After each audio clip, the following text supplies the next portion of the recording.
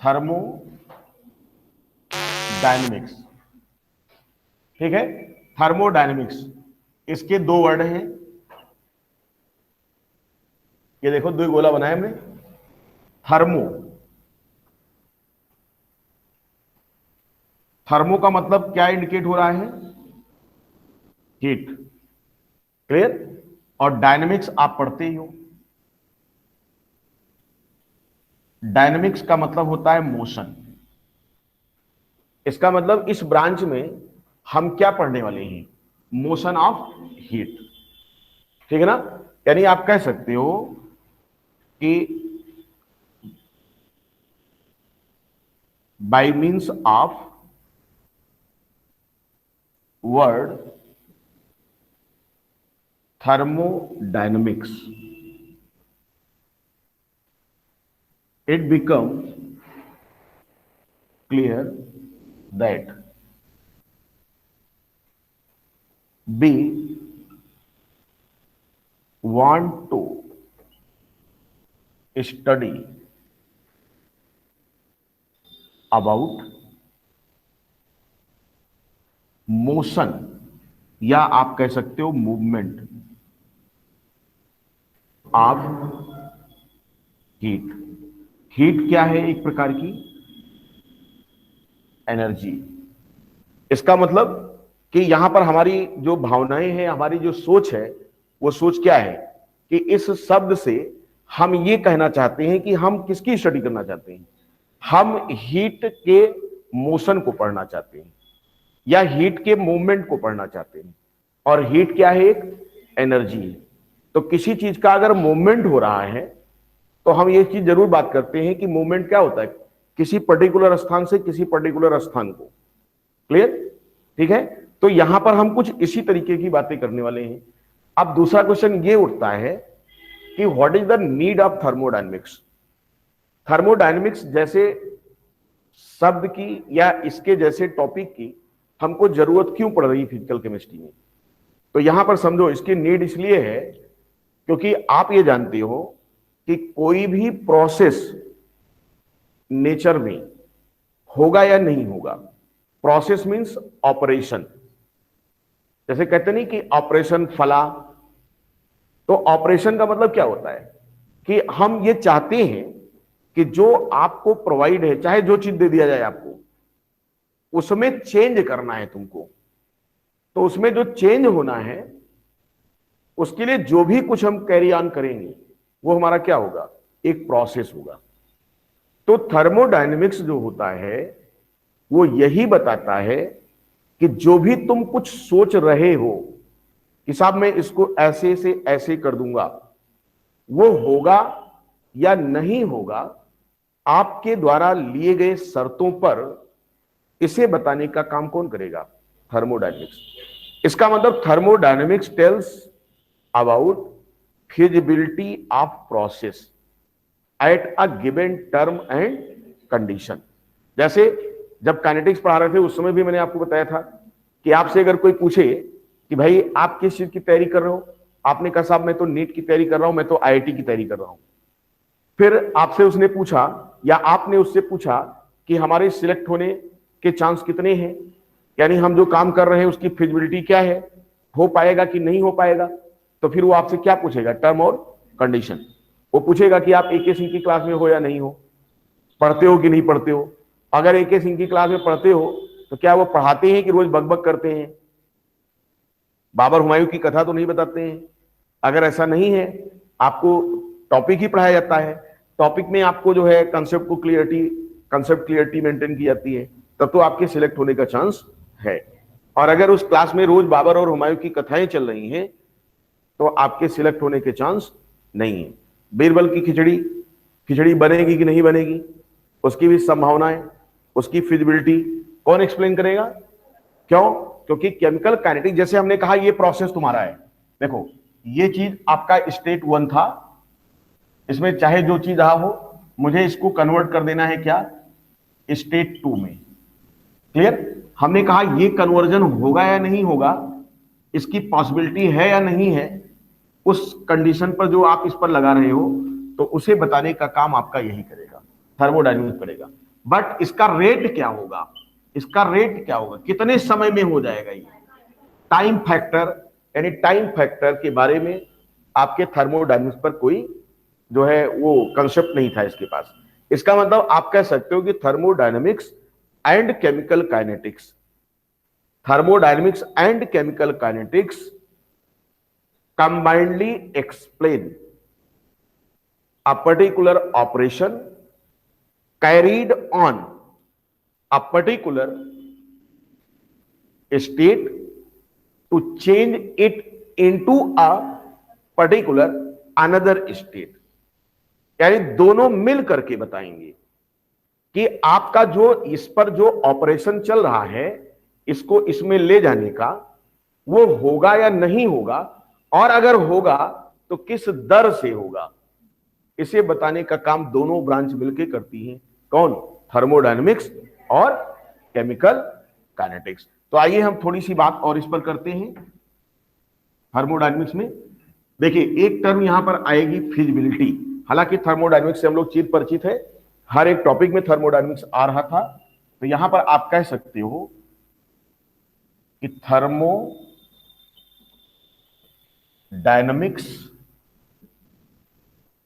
tells about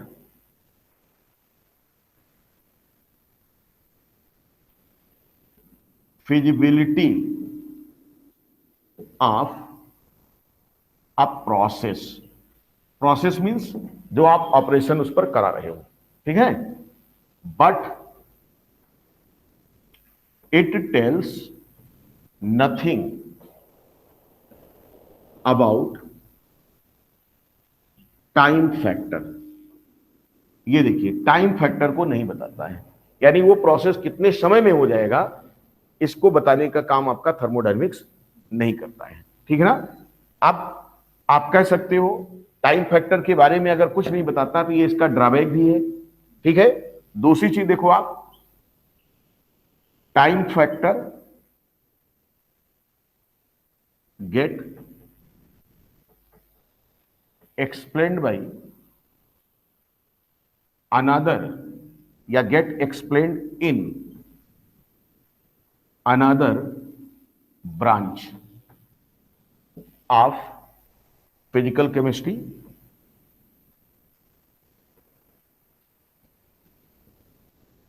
that is क्या, chemical kinetics. इसका मतलब केमिकल काइनेटिक्स हम लोग पढ़ चुके हैं, 11th वाले बच्चे सेकेंड ईयर में पढ़ेंगे इसको, और यहां पर हम लोग पढ़ रहे हैं सिर्फ क्या, थर्मोडायनेमिक्स को। तो दोनों अगर मिल जाएंगी तो हमारी प्रोसेस को एक्सप्लेन करने में ढेर सारी मदद हमको मिल जाएगी। दूसरा देखो आप,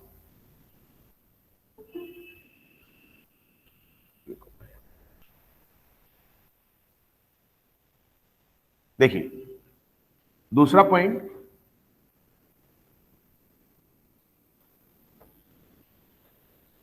thermodynamics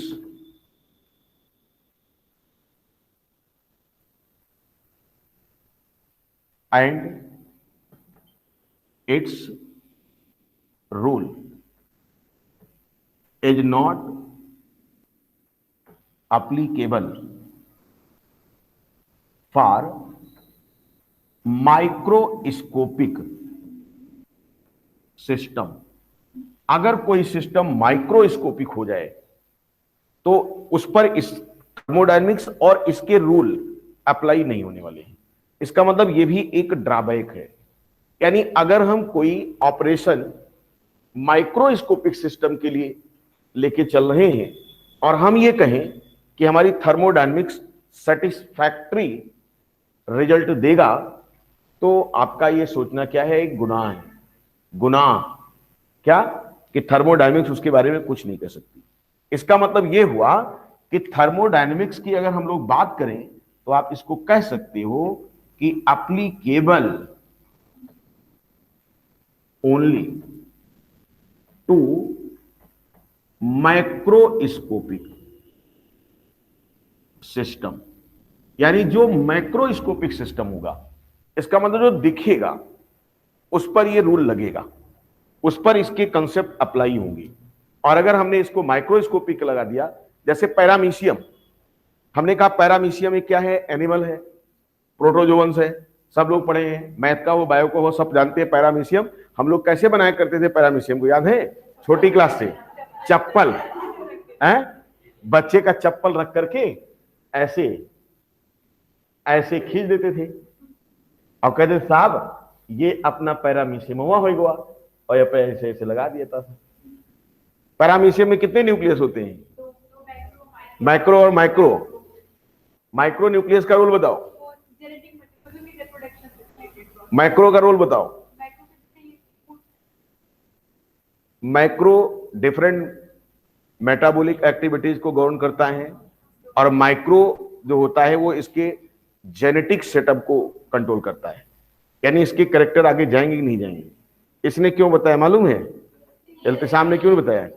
क्योंकि ये ग्रेजुएशन से रिलेटेड है, इसलिए आप नहीं बता पाए तो आपको परेशान होने की जरूरत नहीं है, क्योंकि माइक्रो और मैक्रो का रोल बहुत पूछा जाता था पहले जब सीपीएमटी हुआ करता था। पूछा है? जेनेटिक कंट्रोल जो होता है इसके अंदर वो माइक्रो न्यूक्लियस करता है, माइक्रो न्यूक्लियाई, और जो मेटाबॉलिज्म से रिलेटेड हो वो मैक्रो कंट्रोल करता है। ये क्वेश्चन बहुत इंपॉर्टेंट है, परीक्षाओं में पूछा जाता था पहले। आप देखो, अगर मान लिया जाए कि हमने ये लिया पैरामीशियम, चप्पल से बना लिया इसको, हमने कहा साहब कि इसके अंदर हम क्यों अमाउंट का हीट डाल रहे हैं, बताओ इसके अंदर क्या क्या चेंज होगा। तो आपने कहा साहब ये इस पर तो आपका थर्मोडायनामिक लगेगा ही नहीं। क्यों नहीं लगेगा? इसको तो माइक्रोस्कोप से देखते हैं, तो माइक्रोस्कोपिक सिस्टम पर ये नहीं लगता है। अगर मैं बोलूं कि तुम्हारे ऊपर लगेगा, क्यों? क्योंकि क्या आप माइक्रोस्कोपिक हैं? अगर माइक्रोस्कोपिक होते तो क्या होता कि आप दिख ही ना देते, हमको दिखाई नहीं पड़ते। तो इसीलिए ध्यान रखिएगा, पैरामीशियम पर अगर हम थर्मोडायनामिक्स कंसेप्ट लगा दें तो ये अप्लाई नहीं होगा। अच्छा, आप जानते हो कि मेरे केमिस्ट्री में बायोलॉजी अगर मुझे ना आती तो शायद केमिस्ट्री में उतनी अच्छी ना पढ़ा पाता, मुझे अपना खुद लगता है, क्योंकि बायोलॉजी का संगम है किसमें? केमिस्ट्री। अभी बायोमॉलिक्यूल जब आएगा तो उसमें केमिस्ट्री वाला क्या जानेगा, या बायोलॉजी वाला प्योर क्या जानेगा? इसका मतलब टीचर कैसा होना चाहिए उसके लिए? हाइब्रिड होना चाहिए। अगर वो हाइब्रिड नहीं है, hybrid in concept, everybody is a hybrid, कोई कह सकता है कि आप हाइब्रिड नहीं हो? सब तो हाइब्रिड हैं। माँ अलग खानदान से आई है, बाप अलग खानदान से है, आप कुछ और कॉम्बिनेशन निकल के आए। तो ऐसे में हर चीज हाइब्रिड है, तो कंसेप्ट भी हाइब्रिड होना चाहिए। चलिए, तो इसका मतलब अब आप ये समझ चुके होंगे कि हम थर्मोडायनेमिक्स को कहां पर लगाएंगे और कहां पर नहीं लगाएंगे, और बेसिकली इसमें हमें क्या पढ़ना है, क्या पढ़ना है? Motion of heat, heat system में आएगी या सिस्टम से जाएगी तो उसके अंदर क्या क्या चेंज होंगे, कैसे उथल पुथल होंगे, ये सब कुछ हम लोग डिस्कस करने वाले कहां पर? अपने थर्मोडायनेमिक्स में। क्लियर? तो अब क्वेश्चन ये उठता है कि थर्मोडायनेमिक्स के लिए क्या कुछ रूल्स भी हैं? तो आप बताएंगे यस। तो रूल्स जब इसको देखेंगे आप, या लॉज ऑफ थर्मोडायनेमिक्स, अब हम टीडी लिखा करेंगे थर्मोडायनेमिक्स को, टीडी। तो आप ये कहते हो कि इसके 3 नियम तो जनरल थे। एक आप पढ़ते हो फर्स्ट लॉ ऑफ थर्मोडायनेमिक्स, क्या है बाद में हम लोग देखेंगे, लेकिन ये नियम जो था आपका वो किस पर बेस्ड था? Energy conservation. ये एनर्जी कंजर्वेशन पर बेस्ड था कि किसी भी सिस्टम की अगर वो आइसोलेट है तो उसकी एनर्जी हमेशा क्या रहेगी? कांस्टेंट रहेगी। क्लियर? टोटल एनर्जी यूनिवर्स की हमेशा क्या रहती है? कांस्टेंट रहती है, फिक्स है वो, उसी में इधर उधर चेंज कर सकते हो आप बस। तो ये फर्स्ट लॉ ऑफ थर्मोडायनेमिक्स। इसके बाद दूसरा आता है आपका सेकेंड लॉ ऑफ टीडी। ये क्या बताता है, किस पे बताता है? ये आपके जो है स्पॉन्टेनिटी को कह सकते हो, स्पॉन्टेनिटी को एक्सप्लेन करता है। और अगर हम बात करें थर्ड लॉ, जीरात हो गया, सब वो है इसके। थर्ड लॉ ऑफ थर्मोडायनेमिक्स, तो यहां क्या आता है, ये आपका रेजिडुअल एंट्रोपी पर बेस्ड है, इसको एक्सप्लेन करता है। तो एक मोटा मोटी आपके दिमाग में आ गया रफ आइडिया कि फर्स्ट लॉ थर्मोडायनेमिक्स में क्या बोलेगा, सेकंड लॉ क्या बोलेगा, थर्ड लॉ क्या बोलेगा हम बाद में देखेंगे, लेकिन ये इसमें क्या डील होना है ये चीज अपने पास आइडिया होनी चाहिए। क्लियर, इतनी बात समझ में आई। थर्मोडायनेमिक्स बहुत आसान है, बहुत मजे से पढ़िए, इसमें कुछ है नहीं, बहुत ही इजी टॉपिक है, सबसे इजी टॉपिक यही होता है। आइए हम आगे चलते हैं कुछ।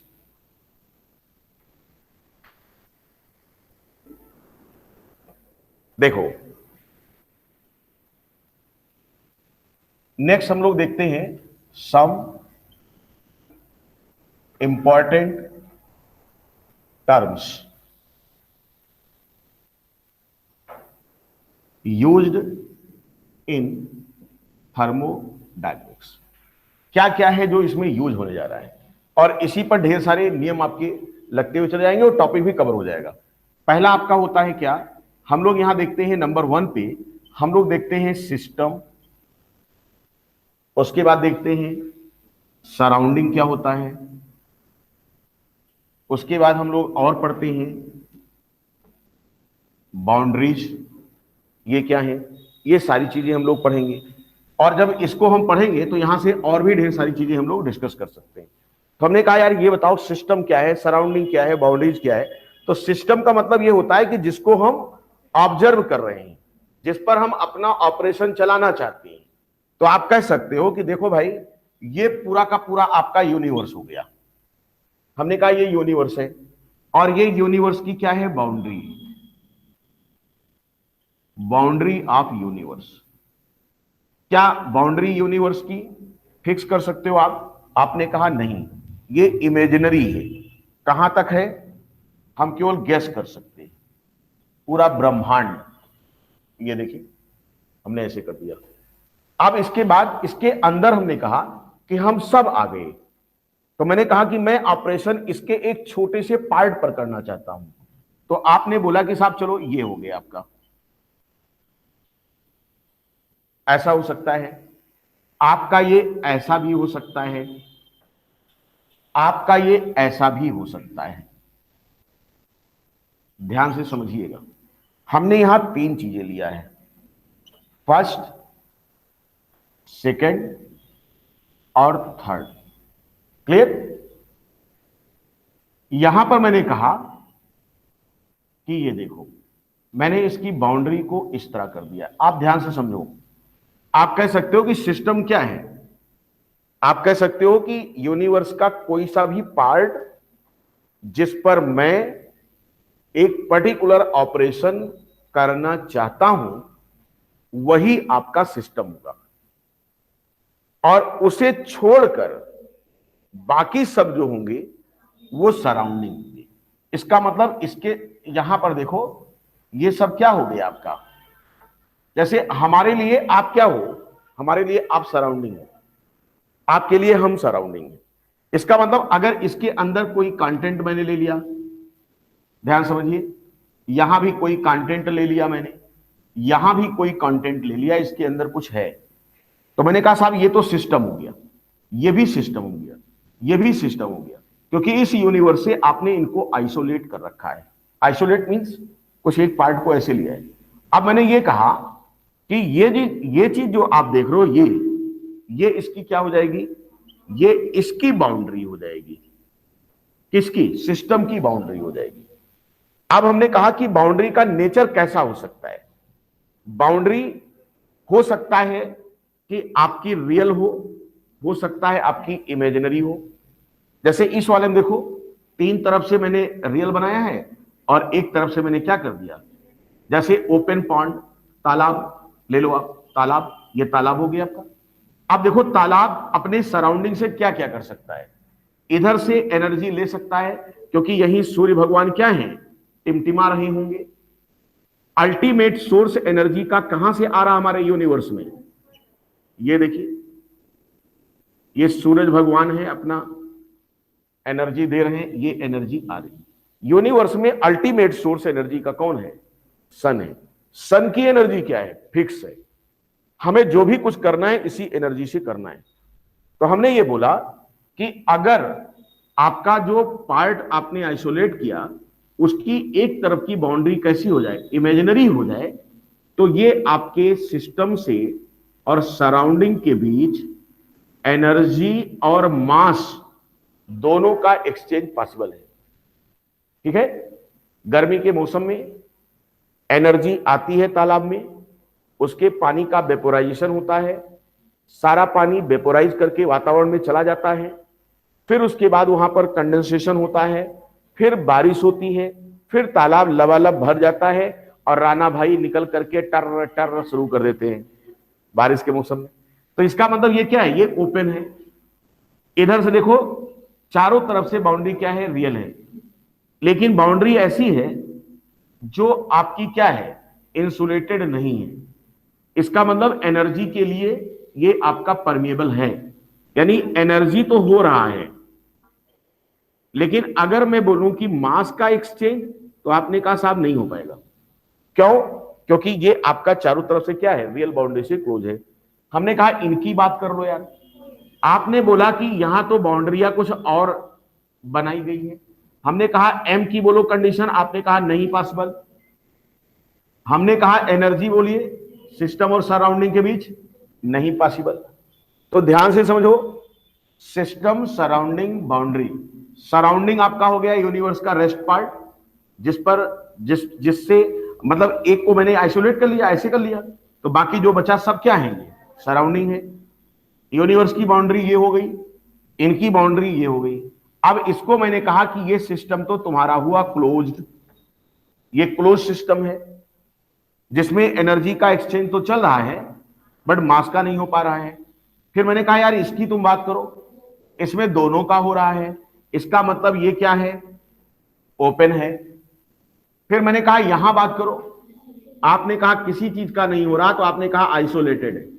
आपने कहा कि ये व्यक्ति बहुत आइसोलेटेड रहता है, यानी इसको किसी से कोई मतलब है ही नहीं, यानी ना तो ये अपना कुछ देता है और ना बाहर से कुछ लेता है। तो हम उससे बोलते हैं कि सामने कुछ लेते क्यों नहीं? हाँ, कुछ लेते क्यों बोलते भाई, लेते क्यों नहीं? तो ये कुछ ले ही नहीं रहा है। इसने कहा मैं न लूंगा और न दूंगा। इसका मतलब इसकी जो बाउंड्री है वो क्या है? इसकी बाउंड्री इंसुलेटेड है। इसका मतलब मैं अगर बात करूं कि आपका जो केस वन था, क्या ये हमारा बाउंड्री कैसी थी? क्या ये डाइथर्मिक थी? कैसी थी ये बाउंड्री कैसी थी? हीट के लिए क्या थी? डाइथर्मिक। इसका मतलब दोनों तरफ हीट क्या हो सकता है? अंदर बाहर। इसका मतलब फर्स्ट केस में आपने क्या बोला? डाइथर्मिक। क्लियर? डाइथर्मिक नेचर हो गया बाउंड्री का, यानी इसको आर पार हो सकता है एनर्जी का। और फिर आपने बोला कि दूसरे केस में क्या है? इमेजिनरी हो गई। बोलो क्यों? क्योंकि सब कुछ आ जा रहा है, मास भी एनर्जी भी। इसके बाद फिर आपने कहा तीसरे केस में क्या बोलोगे इसको? आपने कहा साहब अब तो कुछ कहो। क्या कहें? इंसुलेटेड है। बाउंड्री क्या है? इंसुलेटेड है। जैसे थर्मस बॉटल, थर्मस बॉटल अगर रियल में थर्मस बॉटल है तो उसकी बाउंड्री क्या होगी? इंसुलेटेड होगी। और चाय अगर एक बार आपने बना के उसमें रख दिया तो गर्म की गर्म रहेगी, जब चाहेंगे आप थर्मस में से निकाल करके आप उसको पी लेगी। क्लियर? क्यों भाई, कोई दिक्कत किसी को? तो आपने इन इतने टर्म पर कोई आफत आई किसी को? बिल्कुल क्लियर हो गया। एक डायग्राम से बहुत ढेर सारी बातें हमने यहां पर कह दी आपके लिए। ठीक है, उतारिए फटाफट, बना लीजिए जो नए लोग।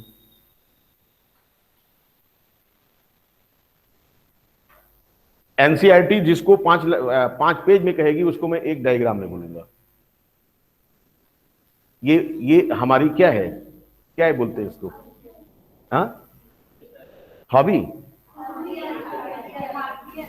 खासियत। क्या बात है,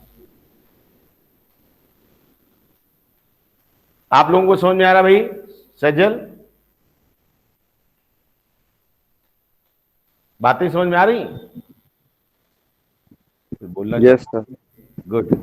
यस सर। चलिए आइए, सिस्टम, सराउंडिंग, बाउंड्री, यूनिवर्स।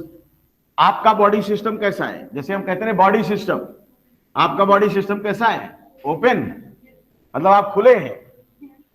क्या बात है। एनिमल बॉडी ओपन सिस्टम का एग्जांपल है, क्योंकि एनर्जी भी गेन करता है, वो मास का एक्सचेंज भी करता है। कैसे? अभी देखो डाइटिंग मैं कर रहा हूं, इसके पहले जो मेरे से पढ़े थे वो अगर देखे होंगे तो बहुत भयंकर थे। फिर मैंने कहा थर्मोडायनेमिक्स से अपने पर लगा लेता हूं कुछ। क्या किया मैंने? मास का एक्सचेंज किया। मास का एक्सचेंज किया, इसका मतलब निकाल निकाल के दिया क्या? नहीं, हमने उसको कंजम्पशन शुरू किया उसका, और उससे जो एनर्जी प्रोड्यूस हो रही थी उसको रेडिएट कर रहा था वातावरण में। हमने कहा तेरा तुझको अर्पण क्या लागे मेरा। हमने यूनिवर्स से कहा कि मैं तेरे से हूं और मैं अपना निकाल निकाल के तेरे को दे रहा हूं, ले जा। सूर्य भगवान को मैंने क्या कर दिया? अर्पण कर दिया। तो कुछ ढेर सारा अमाउंट क्या हो गया? वो कम हो गया। नहीं तो पहले क्या था? बहुत जबरदस्त था, यानी हम थे। लेकिन आज क्या हो गया? आज हम कम हैं, क्योंकि हमने एक्सचेंज कर लिया।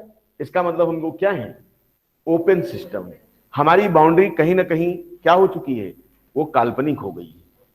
कहीं ना कहीं भगवान ने क्या किया है? ओपन कर दिया, और ओपन हो गया तो इसका मतलब कुछ ना कुछ एक्सचेंज चल रहा है हमारा। बात क्लियर हो गई?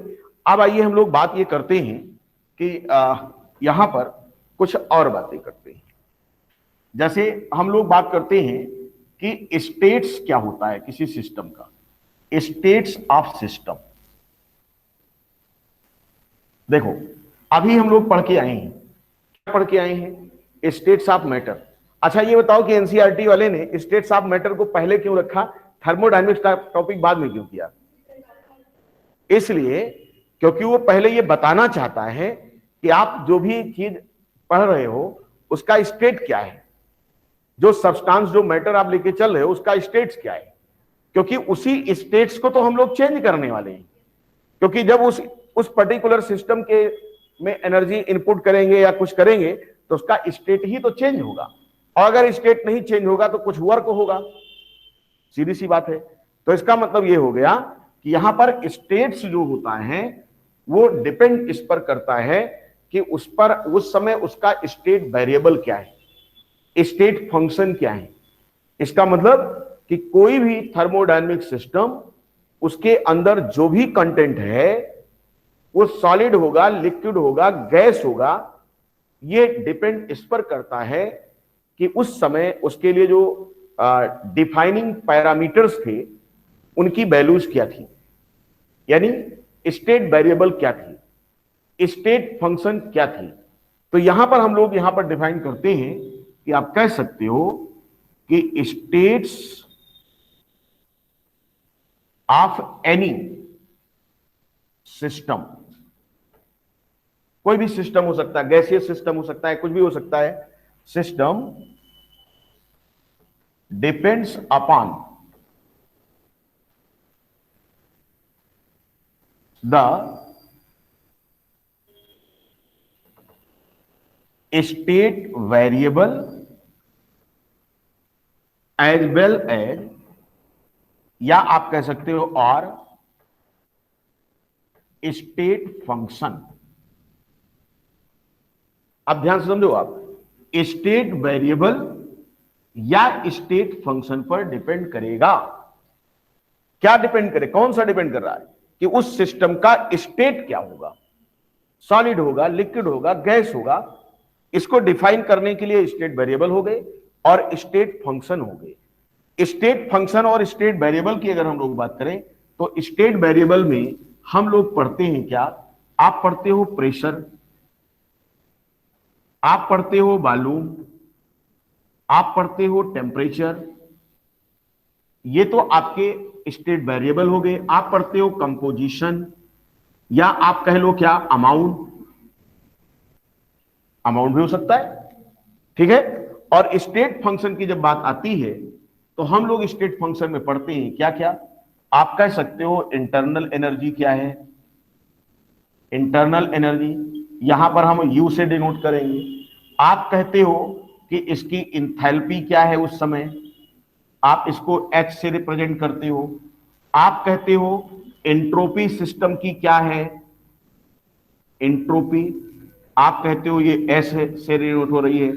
आप कहते हैं गिब्स फ्री एनर्जी क्या है, तो आपने इसको G से कह दिया। क्लियर? इसका मतलब क्या हो गया कि मैंने ये कहा कि किसी भी सिस्टम का स्टेट क्या होगा ये डिसाइड होने वाला है उसके स्टेट वेरिएबल से, और किससे डिसाइड होने वाला है, स्टेट फंक्शन से। इसका मतलब कुल मिलाकर के हम इस टॉपिक में केवल और केवल पढ़ने वाले हैं क्या, स्टेट वेरिएबल और स्टेट फंक्शन का आपस में क्या रोल है या आपस में क्या रिलेशन है, जो किसी भी ऑपरेशन में किसी पर्टिकुलर सिस्टम के स्टेट को 1 से 2 में कन्वर्ट कर देता है। यही चीज तो करना है हमको, बाकी हमें थर्मोडायनामिक्स में कुछ नहीं करना है। और चूंकि ये केमिस्ट्री का टॉपिक है, इसलिए यहां पर हम लोग जो सिस्टम मान के चलेंगे वो हम लोग मोस्टली लेके चलेंगे गैसियस सिस्टम। हम लोग गैसियस सिस्टम की बात करेंगे, बात तो सॉलिड और लिक्विड की भी करेंगे, बट मोस्टली हम लोग गैसियस का लेकर के चलेंगे यहां पर। और हम ये मानते हैं कि चूंकि केमिस्ट्री है तो हमारा जो सिस्टम होगा वो हम किसी रिएक्शन को लेकर चलेंगे, क्योंकि हम जानते हैं कि रिएक्शन क्या है, एक विशेष प्रकार का चेंज है जिसमें समथिंग कुछ रिएक्ट करेगा और कुछ नया प्रोडक्ट बनाएगा। इसका मतलब अगर हम ये बोलते हैं कि इन केमिस्ट्री के टर्म में, तो मैं ये कह सकता हूं कि a particular reaction also will be taken as a thermodynamic system। ठीक, जैसे मैंने कहा A आपका किस में जा रहा है, B में। इसका मतलब अगर A B में गया तो निश्चित तौर पर जो यहां पर पैरामीटर रहे होंगे यहां पर वो पैरामीटर नहीं होगा। इसका मतलब यहां का जो पैरामीटर था, जो इसका पैरामीटर रहा होगा वो इसके स्टेट को डिफाइन कर रहा था। अब अगर ये इसमें चेंज हो गया तो अब यहां पर जो पैरामीटर है क्या वो वही रहेगा, आप बोलेंगे ये आपका बदल जाएगा। यानी जो पैरामीटर आपने प्रेशर, वॉल्यूम, टेम्परेचर ये सब लिया है, हो सकता है इनमें से कुछ चेंज हुआ हो, इनमें भी कुछ चेंज हुआ होगा, स्टेट फंक्शन में भी कुछ चेंज हुआ होगा, यहां पर भी कुछ चेंज हुआ होगा। तो इस सारी चीजें आपको यहां पर देखने को मिलने वाली है। इसका मतलब यह हुआ कि states of any system depends upon this and this. Clear? अब क्वेश्चन ये है कि हम स्टेट फंक्शन को तो बाद में पढ़ेंगे, पहले हम लोग बात करते हैं स्टेट वेरिएबल की। तो फिर मैं आपको यहां पर डिस्कस कर देना चाहूंगा कि इसमें से कुछ डिपेंडेंट होते हैं और कुछ इंडिपेंडेंट वेरिएबल होता है। अब जैसे अगर मैं बात करूं, कंपोजिशन को इग्नोर कर दूं क्योंकि कंपोजिशन में मास आ जाएगा, मोल आ जाएगा, ये सारी चीजें आएंगी। तो प्रेशर, वॉल्यूम, टेम्परेचर में आप क्या बोलोगे कि प्रेशर और टेम्परेचर आपका इंडिपेंडेंट वेरिएबल है, यानी इंडिपेंडेंट चेंज होता है, और वॉल्यूम आपका क्या हो जाएगा, डिपेंडेंट वेरिएबल होगा। तो यहां पर आप लिख सकते हो क्या, pressure and temperature is independent variable. Clear? जैसे कांस्टेंट टेम्परेचर और प्रेशर को चेंज कर सकते हो आप, बट वॉल्यूम में independent variable, sorry dependent variable.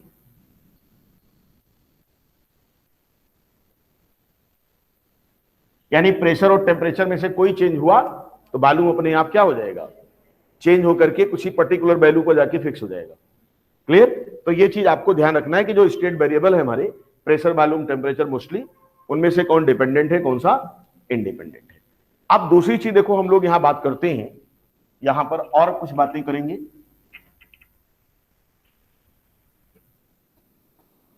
वो क्या है, आप कहते हो दो टर्म और यहां पर सर डिफाइन कर लिया जाए क्योंकि ये भी आने वाला है। क्या हम लोग कहते हैं, होमो जेनियस एंड हेट्रोजीनियस सिस्टम। देखिए, होमोजेनियस और हेट्रोजीनियस का मतलब क्या होता है? अगर मैं ये बोलूं कि होमोजीनियस है, तो होमोजेनियस में क्या होता है? आप बोलेंगे यूनिफॉर्म। यूनिफॉर्म, या आप कह सकते हो uniformity observed. That means state variable और state function must be uniform throughout system. यानी उस सिस्टम के किसी भी पार्ट में अगर इन पैरामीटर्स की कहानी पूछी जाए तो ये सब में एक ही वैल्यू देगा। इसका मतलब ये है कि होमोजीनियस का मतलब कि अब कंपोजिशन, जैसे हम लोग पढ़ते थे, कंपोजिशन क्या हो गया? यूनिफॉर्म हो गया। और ये यूनिफॉर्म तभी हो सकता है जब ये सब क्या हो? एक वैल्यू दे, एक वैल्यू दे। ऐसा ना हो कि सिस्टम के इस पार्ट में देखें तो वहां पर इनका पैरामीटर कुछ अलग हो जाए, उससे थोड़ा सा दूर हुए उसी सिस्टम के अंदर तो पैरामीटर अलग हो जाए, फिर उसी सिस्टम के अंदर थोड़ी दूर और चले तो पैरामीटर अलग हो जाए। अगर पल पल पर स्टेटमेंट चेंज हो, जैसे आप मेरे से कोई क्वेश्चन पूछो, आज पूछें तो भी मैं उस क्वेश्चन का आंसर वही बताऊं, कल पूछें तो भी मैं उसी को बताऊं, एक साल बाद पूछें तो भी मैं उसी आंसर पर जाऊं, तो आप बोलेंगे कि साहब यूनिफॉर्म है, यानी सर को यूनिफॉर्म नॉलेज है। इसका मतलब क्या हुआ कि इन्होंने फ्लक्चुएशन नहीं किया। लेकिन आज आपने पूछा, उसी क्वेश्चन को मैंने ये कहा, फिर आपने उसी क्वेश्चन को मेरे से थोड़ी दूर चल के पूछा तो मैंने बदल दिया आंसर, फिर आपने थोड़ा सा मैंने बदल दिया, फिर आपने थोड़ा सा मैंने बदल दिया। इसका मतलब क्या है कि हम हर एक उस पर अपने स्टेटमेंट को चेंज कर रहे हैं। इसका मतलब मेरे द्वारा दिए गए स्टेटमेंट में यूनिफॉर्मिटी नहीं है, यूनिफॉर्म नहीं है वो। और अब इसका जस्ट उल्टा अगर आप बोलेंगे तो क्या बोलेंगे? इसको सीधा सीधा नॉन यूनिफॉर्म। इसका मतलब जो चीज आपने यहां फिक्स करा वो चीज यहां क्या हो जाएगा? वेरी कर जाएगा, यानी अलग अलग पार्ट में अलग अलग वैल्यू देने लगेगा। तो इसका मतलब क्या हो गया? अब इसको कंपोजिशन के बेस पर कर लो। जैसे एक ही सिस्टम के अंदर सॉलिड भी मिला, लिक्विड भी मिला, गैस भी मिल गया, कहीं साहब ये तो क्या हो गया? नॉन यूनिफॉर्म हो गया। और अगर मान लीजिए पूरा गैस है, गैस आपने कहा यूनिफॉर्म है। मेरी बात समझ में आई आपको? तो इस तरीके से होमोजीनियस और हेट्रोजीनियस की हम लोग बात करेंगे। क्लियर? दूसरी चीज हम लोग ये बोलते हैं कि जब कोई ऑपरेशन हम लोग करेंगे, यानी किसी भी सिस्टम के स्टेट में चेंज करना चाहिए, तो वो आपका क्या हो सकता है कि वो चेंज हो सकता है इक्विलिब्रियम पे चल रहा हो, या हो सकता है नॉन इक्विलिब्रियम में हो। जब इक्विलिब्रियम में होगा सिस्टम, तो समझ लीजिए कि सारे स्टेट वेरिएबल जितने भी होंगे वो फिक्स रहेंगे हमेशा। पूरे प्रोसेस के दौरान क्या होगा? वो आपका ऐसा नहीं होगा कि उस सिस्टम का कोई सा पार्ट इसको मेजर कर रहा है, कोई सा वो उसको दिखा रहा है, ऐसा नहीं है। जैसे हमने कहा कि अगर हम सिस्टम के अंदर जो गैस है उसके प्रेशर को चेंज करना चाहते हैं, और वो चेंज जो हम कर रहे हैं वो हमारे सराउंडिंग वाले प्रेशर के इक्विलिब्रियम में है, इसका मतलब हमेशा दोनों का क्या होगा? सामंजस्य बना रहेगा। इन और आउट दोनों एक दूसरे को काउंटर बैलेंस करते रहेंगे हर स्थान पे। लेकिन अगर मैं ये बोलूं कि जैसे सपोज करो कि मैं ये ले लेता हूं, समझो इसको इक्विलिब्रियम और इसको भी थोड़ा सा समझ में। जैसे मान लीजिए ये आपका कंटेनर है, ये लिया मैंने, और यहां पर एक पिस्टन है, ये हमारा है, इसमें गैस है। हमने कहा कि मैं इस पर एक फोर्स लगा रहा हूं और वो फोर्स धीरे धीरे चल रहा है, ऐसे ऐसे। इसका मतलब इसके अंदर जितने भी मॉलिक्यूल्स होंगे वो अप्लाइड फोर्स को यूनिफॉर्मल फील कर रहे होंगे। यानी जो प्रेशर यहां के मॉलिक्यूल पर आप फोर्स लगा रहे होंगे वही यहां भी होगा, वही यहां भी होगा, वही यहां भी होगा। इसका मतलब मैं धीरे धीरे चल रहा हूं। और अगर सपोज करो मैं एक मुक्का धड़ से मार दूं, आप बताओ क्या होगा? जो इसके यहां पर होंगे उन पर फोर्स ज्यादा लगेगा, इन पर थोड़ा कम लगेगा, इन पर थोड़ा और कम लगेगा। तो ऐसे में हम क्या बोलेंगे कि साहब ये इक्विलिब्रियम में नहीं है। यानी ऑल ऑफ सडन अगर कोई चीज करेंगे आप तो इक्विलिब्रियम में रह ही नहीं सकता। और अगर वो अपने हिसाब से चला धीरे धीरे करके तो इसका मतलब सामंजस्य बना हुआ है। आप इक्विलिब्रियम को ऐसे समझो, सामंजस्य स्थापित करके काम हो रहा है, इसलिए किसी को कोई दिक्कत नहीं हुई। जैसे मान लीजिए गवर्नमेंट को क्या करना है, 4 लेन सड़क बनानी है और उसके दिमाग में आइडिया रात में आए और वो खट से आए शहर के अंदर और जेसीबी लेकर के धड़ धड़ धड़ धड़ सबको उड़ा दिए। हाँ, मतलब रास्ते में जो भी कुछ आ रहा सबके घर धकेल दिया। अब बताओ क्या ये इक्विलिब्रियम में चलेगा? नहीं। इसका मतलब कुछ लोगों की फीलिंग हर्ट हो जाएगी, जिनका घर गिरेगा वो चिल्लाना शुरू करेंगे और बाकी जो पीछे होगा वो पड़ोस वाला खुश हो जाएगा, अरे रोड बहुत बढ़िया बन रही है और अच्छा आएगा, मजा आएगा चलने में। लेकिन जिसका घर जा रहा है उससे पूछो, जो दब गया उससे पूछो। अब दूसरा तरीका है, गवर्नमेंट को काम करना है, उसने कहा एक प्रोजेक्ट बनाया, उसका पेपर में इश्तेहार निकाला कि हमारे मन में ये है, हम ये करना चाहते हैं। फिर लोगों से राय लिया गया, फिर जो लोग प्रभावित हो रहे थे उनसे पूछा गया कि साहब ये बताओ कि तुम्हारे पर कोई आफत ना आए, करेंगे तो यही काम हम, लेकिन तुम्हारे पर कोई आफत ना आए तो क्या करना चाहिए? कहीं साहब पैसा दे दो, कहीं साहब कितना, कहीं हमारा 10 लाख लगा था आप 50 दे दो। इसका मतलब क्या हो गया कि गवर्नमेंट ने अपने जो उस सिस्टम के अंदर जो कंटेंट थे उन पर ऑपरेशन तो करने जा रही है, लेकिन उनसे सामंजस्य बिठा करके, इसलिए आराम से प्रोसेस भी हो गया और कोई दिक्कत आई भी नहीं। लेकिन अगर ऑल ऑफ सडन हमने कहा ये लो, अब उसमें तो जो पास में आएंगे तो खड़बड़ा जाएंगे और जो थोड़ा दूर होंगे वो क्या होंगे, मजे लेंगे। जैसे ऑनलाइन जो पढ़ रहे हैं वो लोग मजे ले रहे हैं और हम लोग यहां बैठ के क्या कर रहे हैं, खाना भी नहीं मिल रहा हमको। और जो ऑनलाइन पढ़ रहे हैं वो मम्मी से बोल चुके होंगे चाय जरा ले आना, पढ़ रहा हूं। तो देखिए वही चीज है। तो यहां पर क्या है, यहां पर सामंजस्य बिठा कर चलना। अगर सामंजस्य बिठा के चल रहे हैं तो धीरे धीरे चलेगा ये, और अगर नहीं तो ऑल ऑफ सडन यानी खट से कंप्रेस कर देंगे। तो यहां के मॉलिक्यूल पर ज्यादा, यहां पे थोड़ा सा कम। तो ये आपका ऑपरेशन कैसा होगा, ये इक्विलिब्रियम में चल ही नहीं सकता। यानी सिस्टम कहां होगा, नॉन इक्विलिब्रियम में। और अगर धीरे धीरे होता तो सिस्टम अपने आप को एडजस्ट करता चलता, काउंटर बैलेंस करता चलता, और ऐसे में वो क्या होता, वो इक्विलिब्रियम में चलता। यानी अपने सराउंडिंग के क्या होता, वो इक्विलिब्रियम में बना रहता। क्लियर? तो इक्विलिब्रियम और नॉन इक्विलिब्रियम भी आप समझ चुके कि क्या चीजें होती हैं। तो प्रैक्टिकली इसको समझो, लिखने से कुछ फायदा नहीं है जब तक कि आपको आए ना। लिखा तो एनसीईआरटी ने बहुत कुछ है। क्लियर? अब हम लोग बात ये करते हैं कि जब homogeneous, heterogeneous, equilibrium, non equilibrium, ये सारी चीजें हमें समझ में आ गई तो क्या कुछ हमें और पढ़ना चाहिए? हमने कहा यस, अब सिस्टम के अंदर हम चलते हैं। हमने कहा जो इनकी प्रॉपर्टीज हैं उनको कैसे आप डिफाइन करोगे। सिस्टम के अंदर आए तो प्रॉपर्टीज की बात आएगी। तो हमने कहा कि properties of thermodynamic system, TDS. TDS, TDS समझते हो? हाँ, तो यहां पर प्रॉपर्टीज ऑफ टीडीएस। तो हमने कहा इसकी प्रॉपर्टीज क्या हो सकती हैं। इसकी प्रॉपर्टीज जो अभी आपने वेरिएबल वगैरह पढ़ा, फंक्शन वगैरह पढ़ा, वो सब आ सकती है, उनको डिफाइन किया जाए, क्योंकि वही सब तो प्रॉपर्टीज है इसकी। तो हम इसमें कह सकते हैं कि इसके 2 पैरामीटर आएंगे, एक होगा इंटेंसिव और दूसरा होगा एक्सटेंसिव।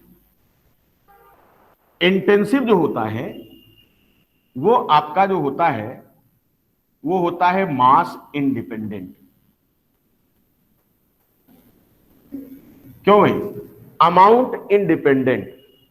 ठीक है, आप मास न कह के बल्कि एक शब्द ऐसे ले लो आप, amount independent and non divisible. जैसे कहते हैं शिक्षा है अनमोल रतन, पढ़ने का सब करो जतन, क्योंकि ये तुम्हारी क्या है, इंटेंसिव प्रॉपर्टी।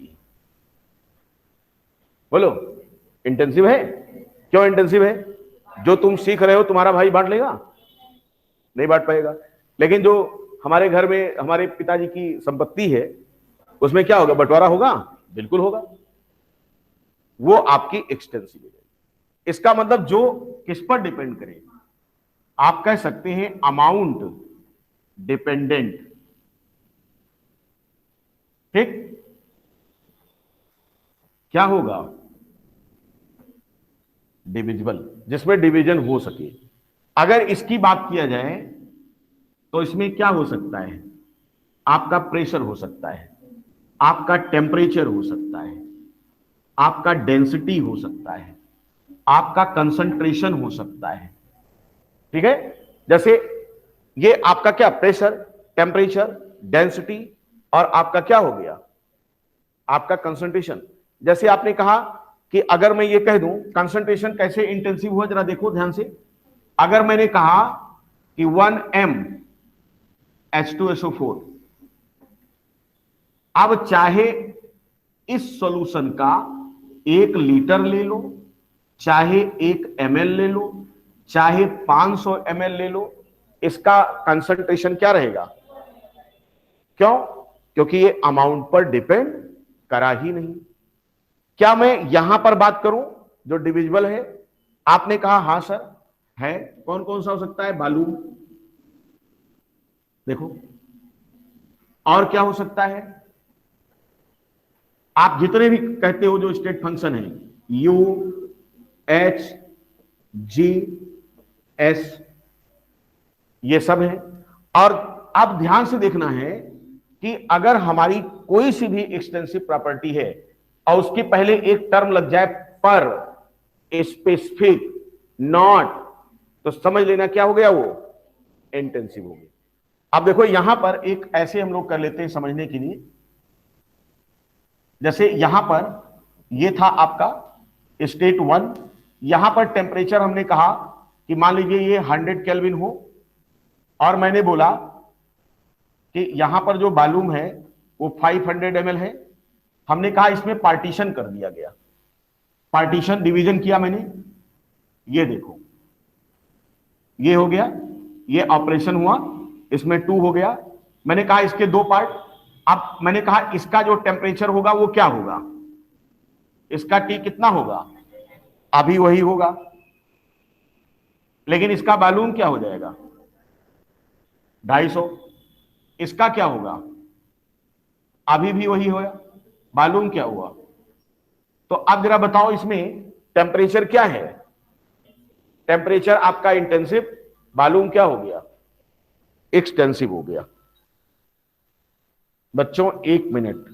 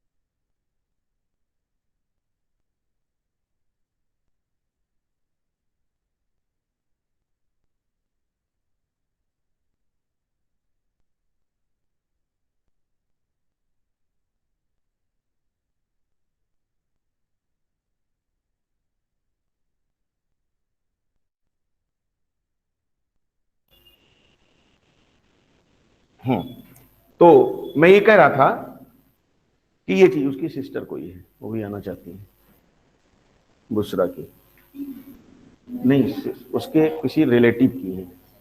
तो वो पहले कॉमर्स पढ़ती थी, तो इससे मोटिवेट होकर के वो अब इंटरमीडिएट बायो से करके फिर से मेडिकल तैयारी करना चाहते हैं। ये जुनून देखिए, अब जुनून, इसको कहते हैं जुनून, कि डॉक्टर बनना है तो बनना है। कहते नहीं, अगर अंदर जुनून है तो कुछ भी हो सकता है। ठीक है, तो यहां पर आप इस चीज को समझ पाए कि मैं क्या कहना चाह रहा था, ये चीज आप यहां समझ चुके हैं। ठीक है, उसको मैंने बोला है कि आप बैठ के केवल क्लास में सुनना, तुम्हें तुरंत समझ में आएगा, इसकी कोई गारंटी नहीं है, क्योंकि आप कॉमर्स से पढ़े हो, तो कैसे आप बायोलॉजी और केमिस्ट्री फिजिक्स तुरंत समझ जाओगे, टाइम लगेगा। लेकिन कोई भी चीज नामुमकिन नहीं है, एवरीथिंग इज पॉसिबल। ठीक है, सब कुछ संभव है। और यहां आप लोगों को इतना आता है, उसके बाद भी सोचते हैं अरे क्या होगा। हाँ, आइए अब देखो, यहां पर हम लोग बात करते हैं, हमने कहा यहां पर बात कर लो इंटरनल एनर्जी की, इंटरनल एनर्जी की। अगर मैं यहां पर इंटरनल एनर्जी की बात करूं तो ये आपका मान लो यू रहा हो, यू इंटरनल एनर्जी मान लीजिए, यहां मैंने लिखा इंटरनल एनर्जी, आप जानते हो टोटल एनर्जी, जितने भी पॉसिबल फॉर्म हो, फिजिक्स में आप पढ़ चुके हो, मान लो यू रहा हो, ए भी लिख सकते हो। तो अब ऐसी केस में यहां पर दो कंपार्टमेंट बन गए, ए और बी। हमने कहा ए की इंटरनल एनर्जी क्या होगी, यू ए क्या होगी, क्या होगा, U/2, आधा हो जाएगा ना, सिस्टम बढ़ गया। इसका क्या हो जाएगा, बी की अगेन क्या होगा, इसका मतलब डिवीजन हो रहा है क्या। अगर डिवीजन हो रहा है तो वो प्रॉपर्टी कभी आपकी इंटेंसिव तो हो ही नहीं सकती। इंटेंसिव क्या होती है, जो डिविजिबल ना हो, जिसमें बंटवारा ना हो सके, वो इंटेंसिव है आपकी। अब दूसरी चीज आपको नोट करके चलना है, क्या, any intensive property if measured as, मैं डायरेक्ट लिख रहा हूं, पर और स्टैंडर्ड, देन बिकम क्या, क्या, एनी एक्सटेंसिव, क्या हो जाएगा, वो इंटेंसिव हो जाएगा। कोई भी एक्सटेंसिव प्रॉपर्टी अगर उसके वर्ड में लिखा दिया पर स्टैंडर्ड, तो जैसे कह दिया जाए क्या, क्या कह दिया जाए, यानी इसको कह दिया जाए standard gives free energy, standard entropy, standard enthalpy change, standard internal energy. Standard, standard मतलब कोई पैरामीटर लगा दिया मैंने, तो आप पैरामीटर लगा दिए तो फिक्स हो गया, उसमें आपको डिवीजन होगा नहीं। इसका मतलब ये हुआ कि फॉर एग्जांपल आप लिख सकते हो क्या, G0, S0, आपने कहा H0, ये सब आपके क्या हो गए, ये सब आपके क्या हो गए, इंटेंसिव हो गए। जो कि पहले एक्सटेंसिव थे, अब वो क्या हो गए, इंटेंसिव हो गए। जहां भी स्टैंडर्ड लगा तो समझ लीजिए वो आपका ये हो गया। तो इंटेंसिव और एक्सटेंसिव प्रॉपर्टी में भी कोई दिक्कत आपको नहीं होनी चाहिए। क्लियर। अब इसके बाद देखो, हम लोग बात करते हैं स्टेट फंक्शन क्या होता है। स्टेट फंक्शन और पाथ फंक्शन, ये क्या होता है, ये भी टर्म में ही आ रहा है हमारा, यानी SF एंड PF। जो आपकी थर्मोडायनेमिक क्वांटिटीज आपने अभी पढ़ा, जितनी भी क्वांटिटीज आपने पढ़ा है, चाहे वो वर्क हो, चाहे वो इंथैल्पी हो, चाहे एंट्रोपी हो, इन सबको हम लोग दो प्रकार के फंक्शन में डिफाइन कर सकते हैं। जैसे वेरिएबल तो प्रेशर, वॉल्यूम, टेम्परेचर हो गया, यहां पर आपका क्या हो गया, फंक्शन आ गया। तो हमने कहा फंक्शन को दो प्रकार मान सकते हो, या तो वो क्या होगा, पाथ फंक्शन होगा, और या तो वो क्या होगा, स्टेट फंक्शन होगा। स्टेट फंक्शन अगर है कोई क्वांटिटी, तो वो आपका क्या करता है, वो इस पर डिपेंड करता है कि इनिशियल में क्या था और फाइनल में क्या था। इनिशियल से फाइनल लाने में बीच में क्या क्या हुआ उसका कोई लेना देना नहीं। तो ऐसे में अगर कोई भी चेंज होता है, कोई भी प्रोसेस होता है, और हम उसमें किसी भी प्रॉपर्टी यानी जो फंक्शन के रूप में आ रही है उसको हम स्टडी करना चाहते हैं, तो मैंने कहा केवल इनिशियल और फाइनल पर डिपेंड करता है, तो उसे हम स्टेट फंक्शन बोलेंगे। यानी इसके लिए हमेशा क्या होगा, यहां पर हम लोग बोल सकते हैं क्या, अगर वो स्टेट फंक्शन है तो integration over circle state function वो हमेशा क्या होगा, क्यों, क्योंकि सर्कल का मतलब क्या हुआ, जो फाइनल है वही इनिशियल है, जो फाइनल है वही इनिशियल, तो आपका ये हो जाएगा। और अगर आपका ये पाथ फंक्शन हुआ तो हम ये बोलेंगे कि आपका integration over circle not equal to 0। ठीक, जैसे आपसे पूछा जाए कि हमने कहा कि ये एक एग्जाम्पल है आपका,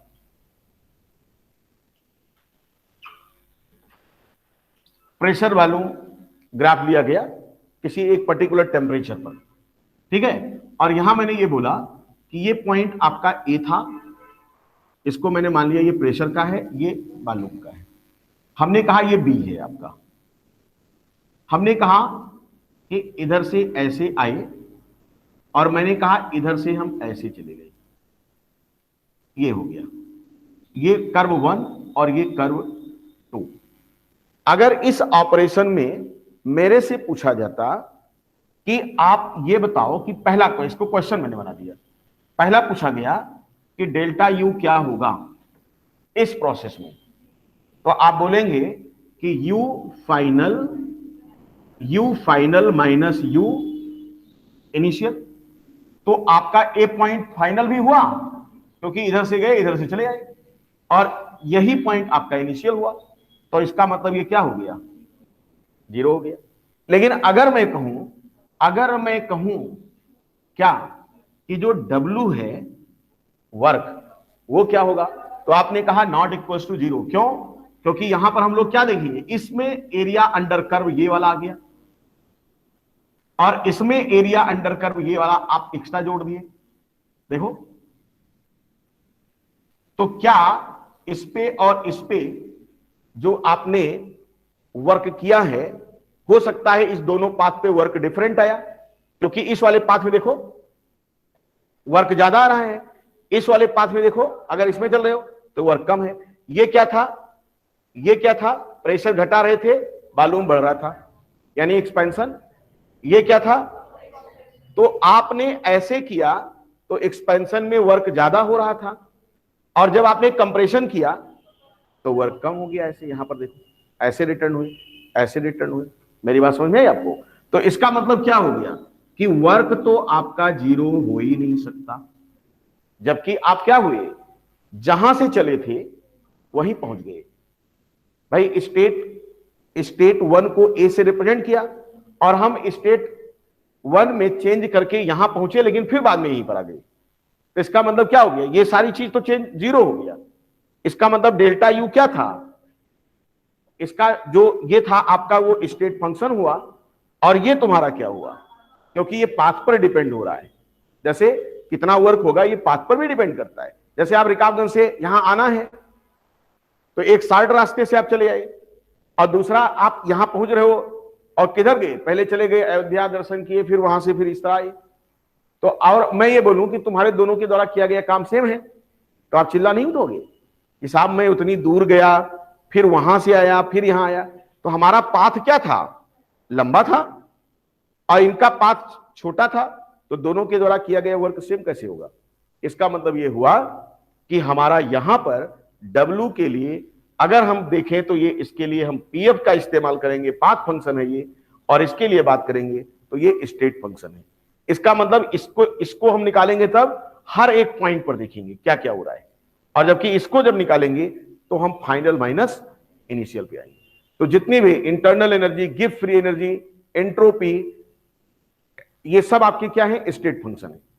और अगर हम ये बात करें क्या कि हमारा जो है ये क्या है, तो आप बताएंगे क्या कि ये आपका पाथ फंक्शन है।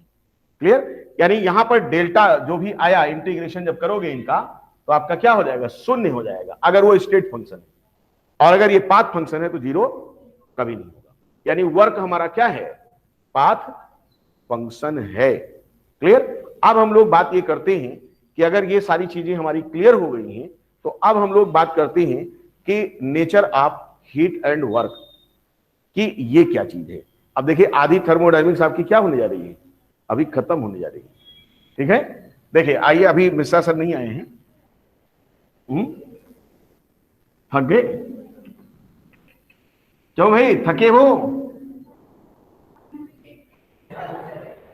तो तुम्हें कौन सा खाना मिल जाएगा अभी? देखिए एक चीज और करते हैं हम लोग।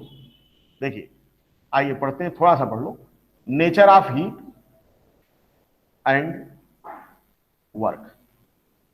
आपसे पूछा जाए दोनों क्या है? दोनों क्या है? पाथ फंक्शन है, पहली बात तो पीएफ है। और क्या है? Form of energy. फिर पाथ फंक्शन साथ साथ एनर्जी है।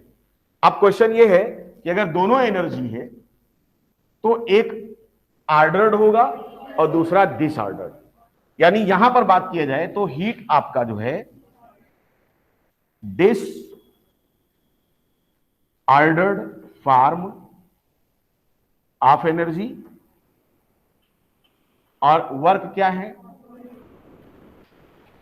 Ordered form of energy. Clear? कैसे समझोगे इसको?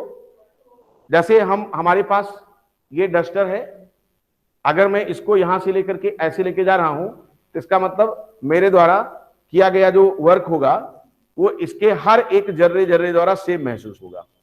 ये देखिए। लेकिन अगर मैं पानी को गर्म करूं, अब मैं वर्क कर रहा हूं उसमें भी, लेकिन उसमें हम एनर्जी किस रूप में दे रहा हूं? हीट के रूप में। तो बताओ किसको ज्यादा एनर्जी मिलेगी?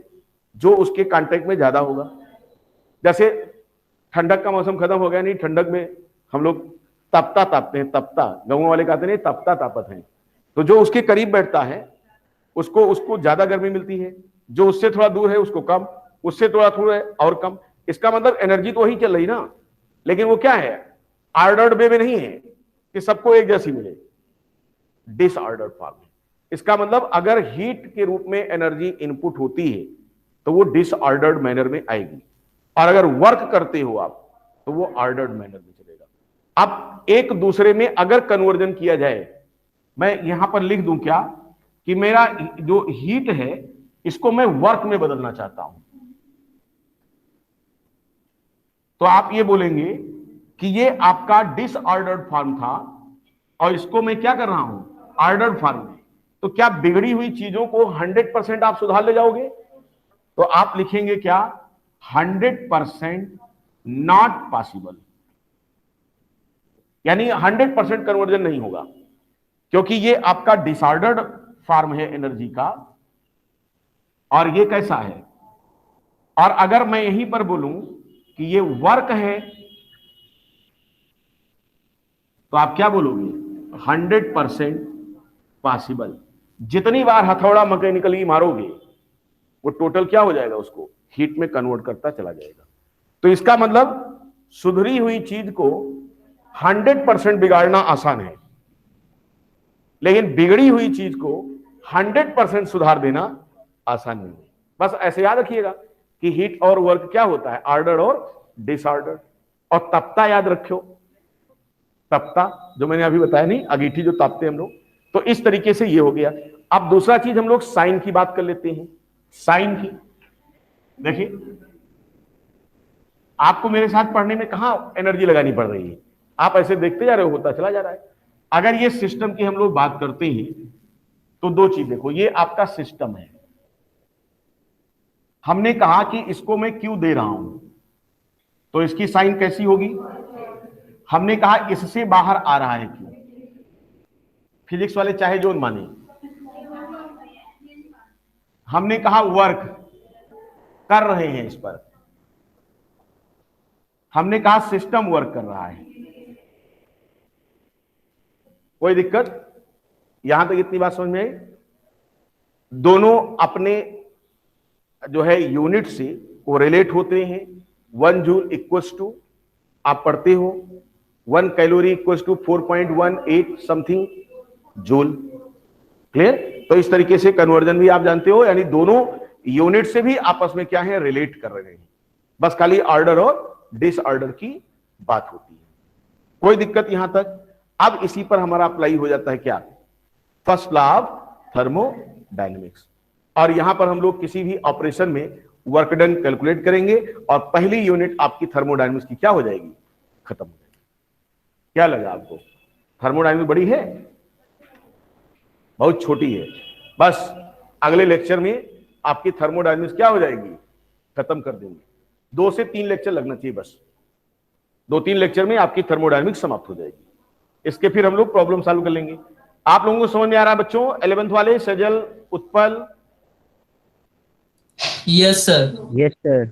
चलिए इसके आगे हम लोग देखेंगे अगले लेक्चर में। तब तक के लिए आप लेफ्ट कर जाएं अब, ठीक है, जा सकते हैं।